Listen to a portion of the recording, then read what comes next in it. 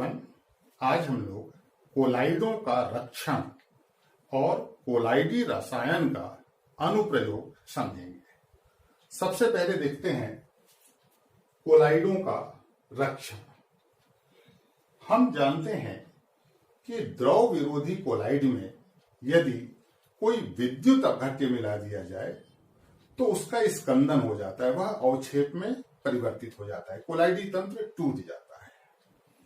अब यदि द्रव विरोधी कोलाइड का स्थायित्व बढ़ाना है तब यह आवश्यक हो जाता है कि उसमें किसी द्रव स्नेही कोलाइड की उपयुक्त मात्रा मिला दी जाए। तो द्रव स्नेही कोलाइड की उपस्थिति में द्रव विरोधी कोलाइडों पर विद्युत अपघट्य का स्कंदन प्रभाव कम हो जाता है। इस क्रिया को ही हम कहते हैं कोलाइडों का रक्षण। अब चूंकि द्रव स्नेही कोलाइड रक्षा कर रहा है किसकी? द्रव विरोधी कोलाइड को, तो यहां पर जो द्रव स्नेही कोलाइड है इसे रक्षी कोलाइड कहा जाता है, प्रोटेक्टिव कोलाइड कहा जाता है। और रक्षण की जो ये क्रिया है इसमें होता क्या है जिससे स्थायित्व बढ़ जाता है? तो यहां पर द्रव विरोधी कोलाइडी कणों पर द्रव स्नेही कोलाइडी कणों का अधिशोषण हो जाता है, या फिर इसका विपरीत भी हो सकता है कि द्रव स्नेही कोलाइडी कण हैं और उस पर द्रव विरोधी कणों का अधिशोषण हो जाए, दोनों ही संभव है। और इस प्रकार यहां द्रव विरोधी और द्रव स्नेही कणों के मध्य आबंधन हो जाता है जिससे स्थायित्व में वृद्धि हो जाती है। अब यहां एक चीज याद रखना होगा कि विभिन्न रक्षी कोलाइडों की जो रक्षण शक्ति है वो भिन्न भिन्न होती है। कोई रक्षी कोलाइड थोड़ी मात्रा मिलाने पर ही द्रव विरोधी कोलाइड की रक्षा करता है, जबकि कुछ रक्षी कोलाइड ऐसे हैं जिनकी बहुत ज्यादा मात्रा मिलानी पड़ती है, तब द्रव विरोधी कोलाइड का स्थायित्व बढ़ता है। तो ये जो विभिन्न रक्षी कोलाइडों की रक्षण शक्ति है इसका मापन स्वर्ण संख्या में किया जाता है। और ये जो स्वर्ण संख्या है, गोल्ड नंबर, ये अलग से प्रश्न के रूप में पूछा जाता है। तो चलिए समझते हैं स्वर्ण संख्या। स्वर्ण संख्या को एक उदाहरण से समझेंगे। हम मान के चलते हैं कि गोल्ड सॉल्ट हमने लिया है, 10 ml गोल्ड सॉल्ट लिया है, गोल्ड सॉल्ट स्वर्ण का कोलाइड लिया, ये एक द्रव विरोधी कोलाइड है। अब यदि इसमें कोई विद्युत अपघट्य मिला दिया जाए तो इसका स्पंदन हो जाएगा। तो विद्युत अपघट्य के रूप में हम लेते हैं NaCl और NaCl का विलयन बनाते हैं, यह है 10% NaCl विलयन। और इस विलयन का हम लेते हैं 1 ml, और 1 ml जब इसके अंदर मिलाएंगे तो इसका क्या हो जाएगा? स्कंदन। तो 10 ml गोल्ड सॉल्ट है, उसमें 1 ml हमने विद्युत अपघट्य मिलाया है। विद्युत अपघट्य क्या है? 10% NaCl विलयन है, और ऐसा करने पर इसका स्कंदन हो जाएगा। अब यदि स्कंदन रोकना है तो हमें कोई रक्षी कोलाइड मिलाना होगा। तो रक्षी कोलाइड में मान के चलिए कि हम जिलेटिन मिलाते हैं, तो देखा गया है कि जिलेटिन की 0.005 से 0.01 और ये मिलीग्राम में मात्रा है, इतना जब मिलीग्राम मिला देते हैं तो अब स्कंदन नहीं होगा। जिलेटिन इतना मिला दिया गोल्ड सॉल्ट में और उसके बाद यहां पे विद्युत अपघट्य मिलाया तो उसका स्कंदन नहीं होता है। अब यहां पर जिलेटिन के बदले यदि स्टार्च लिया जाए, यदि हम स्टार्च लेते हैं तो देखा गया है कि स्टार्च 20 से 25 मिलीग्राम मिलाना पड़ता है, बहुत ज्यादा मात्रा मिलानी पड़ती है, तब जाकर के इस गोल्ड सॉल्ट का रक्षण होता है, गोल्ड सॉल्ट की रक्षा होती है। तो यहीं से स्वर्ण संख्या को हम परिभाषित करेंगे। ये जो संख्या है मिलीग्राम में रक्षी कोलाइडों की, इसी को हम कहते हैं स्वर्ण संख्या। अर्थात स्वर्ण संख्या मिलीग्राम में रक्षी कोलाइडों की वह मात्रा है। स्वर्ण संख्या मिलीग्राम में रक्षी कोलाइडों की वह मात्रा है जो 10 ml गोल्ड सॉल में उपस्थित रहने पर उसका 10% NaCl विलयन के 1 ml द्वारा स्कंदन होने से रोकती है। बहुत सिंपल है। स्वर्ण संख्या रक्षी कोलाइडों की मिलीग्राम में वह मात्रा है जो 10 ml गोल्ड सॉल में उपस्थित रहने पर उसका 1 ml 10% NaCl विलयन द्वारा स्कंदन होने से रोकती है। तो यहां पर जिलेटिन की स्वर्ण संख्या क्या हो जाएगी? 0.005 से 0.01, और स्टार्च की स्वर्ण संख्या क्या हो जाएगी? 20 से 25। तो इस प्रकार विभिन्न रक्षी कोलाइडों की भिन्न भिन्न मात्रा मिलानी होती है, जिसको हम स्वर्ण संख्या के रूप में ज्ञात करते हैं। तो ये बहुत ज्यादा इंपॉर्टेंट है। स्वर्ण संख्या की परिभाषा कई बार पूछी जा चुकी है। यहां से वस्तुनिष्ठ प्रश्न भी बनते हैं। सही जोड़ी के रूप में कई बार आया है। एक तरफ दिया है स्वर्ण संख्या तो दूसरी तरफ रक्षी कोलाइड, इस प्रकार से ये दोनों मैच करते हैं। तो ये बहुत ज्यादा इंपॉर्टेंट है। स्वर्ण संख्या अनेकों बार एमपी बोर्ड में पूछा जा चुका है। अब नेक्स्ट हम लोग देखेंगे कोलाइडी रसायन के अनुप्रयोग। तो चलिए देखते हैं कोलाइडी रसायन के अनुप्रयोग। कोलाइडी रसायन के विभिन्न क्षेत्रों में कई अनुप्रयोग हैं। इनमें जो बहुत ज्यादा महत्वपूर्ण है उनका अध्ययन हम लोग यहां पर करेंगे। तो चलिए देखते हैं। सबसे पहला अनुप्रयोग है धुएं से कार्बन कणों का पृथक्करण।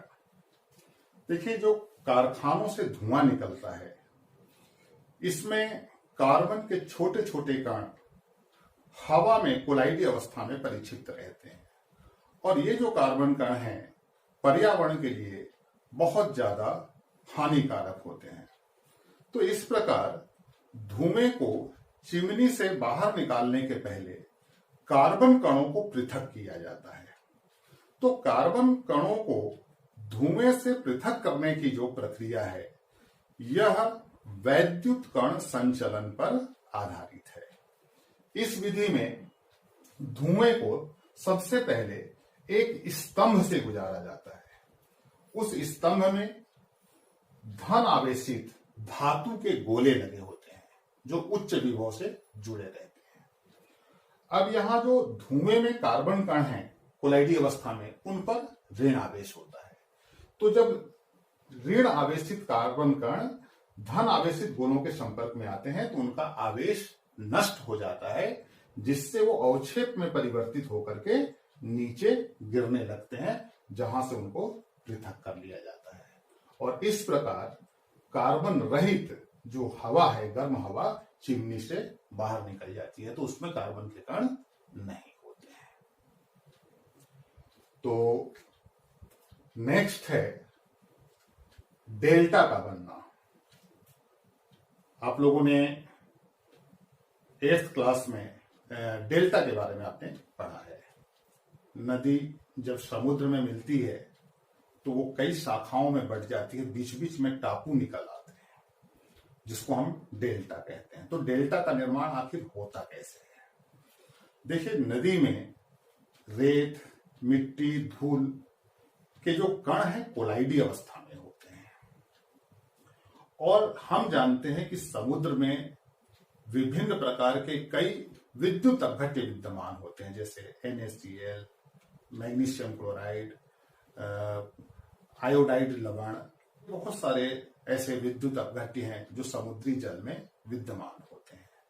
तो जब नदी समुद्र में मिलेगी तो विद्युत अपघट्य के संपर्क में आएगी, तो नदी के जल में विद्यमान कोलाइडी कणों का आवेश नष्ट हो जाएगा और उनका स्कंदन हो जाएगा, जिससे वो अवक्षेप के रूप में नीचे बैठने लगेंगे। और ये प्रक्रिया हजारों लाखों साल से, जब से नदी का निर्माण हुआ है तब से ये प्रक्रिया चल रही है। तो वो अवक्षेप नीचे बैठते बैठते फिर वो ऊपर टापू के रूप में आ जाते हैं। ये जो कोलाइडी कण है नदी में, वो अवक्षेप के रूप में नीचे बैठेंगे और धीरे धीरे वो ऊपर आते जाएंगे और टापू के रूप में वो ऊपर निकल जाएगा। तो नेक्स्ट जो अनुप्रयोग है वो है मल से गंदगी को पृथक करना। बड़े शहरों में जो सीवेज का पानी होता है उसको नदी या समुद्र में मिलाने के पहले जो गंदगी के कोलाइडी कण हैं उनको पृथक किया जाता है, अन्यथा पर्यावरण में प्रदूषण फैलेगा। तो पर्यावरण को प्रदूषण मुक्त रखने के लिए आवश्यक हो जाता है कि जो सीवेज प्लांट है उससे गंदगी के कोलाइडी कणों को पृथक कर लिया जाए। तो ये जो सीवेज का पानी है, बीच बीच में टैंक बने होते हैं जिसमें धातु के इलेक्ट्रोड लगे होते हैं। इन इलेक्ट्रोडों को उच्च विभव से जोड़ दिया जाता है। तो ये जो गंदगी के आवेशित कोलाइडी कण हैं अपने से विपरीत आवेश वाले इलेक्ट्रोडों पर मुक्त हो जाते हैं और उदासीन होकर नीचे बैठ जाते हैं, जहां से उनको अलग कर लिया जाता है। और इस प्रकार पानी का बहाव सतत बना रहता है, पानी के बहाव में कोई अवरोध उत्पन्न नहीं होता है और जो पानी समुद्र या नदी में मिल रहा है वो साफ होता है। इसी प्रकार नेक्स्ट अनुप्रयोग है चमड़ा उद्योग में, जिसको हम चमड़े की टैनिंग कहते हैं। तो चमड़े की टैनिंग को समझते हैं। चमड़ा प्रोटीन कणों का कोलाइडी तंत्र होता है। इसमें प्रोटीन के कण कोलाइडी अवस्था में होते हैं और इन पर धन आवेश होता है। तो चमड़े की टैनिंग के लिए चमड़े को एक प्रकार के टैनिक विलयन में डुबोया जाता है। ये जो टैनिक विलयन है यह स्वयं में एक कोलाइडी विलयन होता है, जहां कोलाइडी कणों पर ऋण आवेश होता है। तो यहां जो प्रोटीन के धन आवेशित कण और टैनिक के ऋण आवेशित कण उदासीनीकरण क्रिया होती है, तो प्रोटीन कणों का स्कंदन हो जाता है और इस प्रकार जो चमड़े से प्रोटीन अलग हो जाता है और चमड़ा सूख जाता है, कड़क हो जाता है, और जिसका उपयोग चमड़े की विभिन्न वस्तुओं को बनाने में किया जाता है। तो इस प्रकार जो बहुत ज्यादा महत्वपूर्ण अनुप्रयोग हैं, जहां से प्रश्न बनता है, वस्तुनिष्ठ प्रश्न के रूप में ये पूछे जाते हैं और ये हम लोगों ने देखा। यहां पर पायस पर कई प्रकार के प्रश्न बनते हैं। पायस हम लोगों ने इसके पहले वाले वीडियो में देखा है, जहां कोलाइडों का वर्गीकरण देखा था। वहां द्रव में द्रव के कोलाइडी विलयन को पायस कहते हैं। तो पायस पर विभिन्न प्रकार से प्रश्न बनते हैं, वस्तुनिष्ठ प्रश्न भी बनता है और सैद्धांतिक प्रश्न भी बनता है। तो हम लोग पायस देखेंगे। तो चलिए पायस को समझते हैं। हम लोगों ने इसके पहले देखा है कि पायस ऐसा कोलाइडी तंत्र है जिसमें परिक्षेपण माध्यम और परिक्षिप्त प्रावस्था दोनों ही द्रव होते हैं। इसमें एक द्रव में दूसरे द्रव की बूंदें कोलाइडी अवस्था में परिक्षिप्त होती हैं। पायस दो प्रकार के होते हैं, जल में तेल का पायस और तेल में जल का पायस। तो यदि जल की अधिक मात्रा में तेल की अल्प मात्रा मिलाकर जोरों से हिलाएं तो जल में तेल का पायस बनता है, और इसके विपरीत यदि तेल की अधिक मात्रा में जल की अल्प मात्रा मिलाकर के और उसको ऐसे जोर जोर से हिलाया जाए तो तेल में जल का पायस बनता है। जल में तेल के पायस का उदाहरण है दूध, और तेल में जल के पायस का उदाहरण है कोल्ड क्रीम। जो ठंड के मौसम में हम लोग क्रीम लगाते हैं वो कोल्ड क्रीम होता है, जो ऑयल जैसा रहता है। तो वो तेल में जल का पायस है, और दूध है जल में तेल का पायस। तो इस प्रकार ये जो पायस बनने की प्रक्रिया है, इसमें एक द्रव में दूसरे द्रव की बूंदें कोलाइडी अवस्था में फैल जाती हैं। तो ये जल में तेल भी फैल सकता है या इसके विपरीत तेल में जल भी फैल सकता है। अब देखिए, ये जो इस प्रकार हमें पायस प्राप्त होता है, ये पायस अधिक स्थायी नहीं होता है। कुछ देर अगर पायस को छोड़ दिया जाए तो तेल और जल दो अलग अलग तलों में पृथक हो जाते हैं। तो पायस के स्थायित्व को बढ़ाने के लिए एक तीसरा पदार्थ मिलाना अनिवार्य होता है, जिसको हम कहते हैं पायसी कारक। तो ये पायसी कारक सीधे सीधे प्रश्न के रूप में पूछा जाता है कि पायसी कारक क्या है। पायसी कारक के रूप में सामान्यतः साबुन का उपयोग किया जाता है।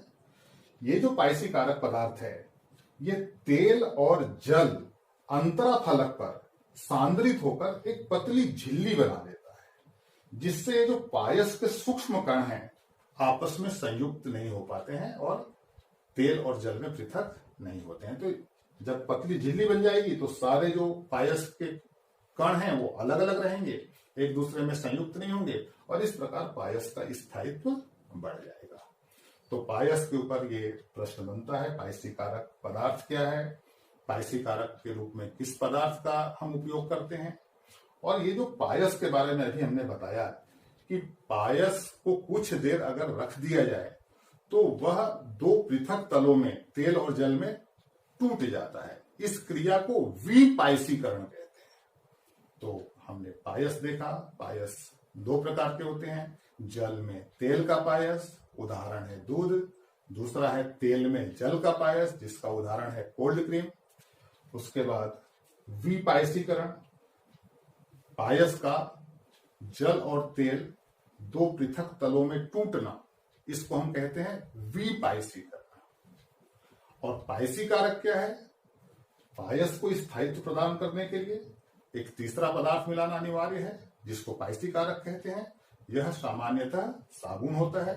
पायसी कारक पदार्थ तेल और जल अंतराफलक पर सांद्रित होकर एक पतली झिल्ली बना लेते हैं, जिससे पायस का स्थायित्व बढ़ जाता है। तो यहां पर सतह रसायन समाप्त होता है और साथ ही हम कह सकते हैं कि फिजिकल केमिस्ट्री, भौतिक रसायन यहां पे आपका समाप्त होता है। तो हम लोगों ने 3 महीना पहले, लगभग 3-3.5 महीना पहले अपना YouTube चैनल स्टार्ट किया था, लॉकडाउन को देखते हुए, ताकि आपका सिलेबस पीछे ना रहे। और आप लोगों का भरपूर सहयोग मिला, जिसके कारण हम लोग आज यहाँ तक पहुंचे हैं और इसी प्रकार आगे भी सहयोग मिलता रहेगा, ये मेरी आप लोगों से अपेक्षा है। इस अध्याय के जो इम्पोर्टेंट क्वेश्चंस हैं वो अगले वीडियो में देंगे और उसके बाद हम लोग अकार्बनिक रसायन, इनऑर्गेनिक केमिस्ट्री स्टार्ट करेंगे। तो हमारा चैनल कंटिन्यू रहेगा, पूरा सिलेबस कंप्लीट करके मैं आपको दूंगा। ऐसा बिल्कुल मत सोचिएगा कि ये बीच में बंद हम कर देंगे। स्कूल खुलने के बाद भी हमारा काम चालू रहेगा। आपको मैं पूरा सिलेबस कंप्लीट करके दूंगा और बाद में परीक्षा की तैयारी किस प्रकार से करना है वह भी आपको बताऊंगा कि परीक्षा में प्रश्नों का उत्तर किस प्रकार से दिया जाता है। तो हम लोग कंटिन्यू रहेंगे स्कूल खुलने के बाद भी। तो यहाँ हमारा भौतिक रसायन समाप्त होता है और आगे हम लोग अकार्बनिक रसायन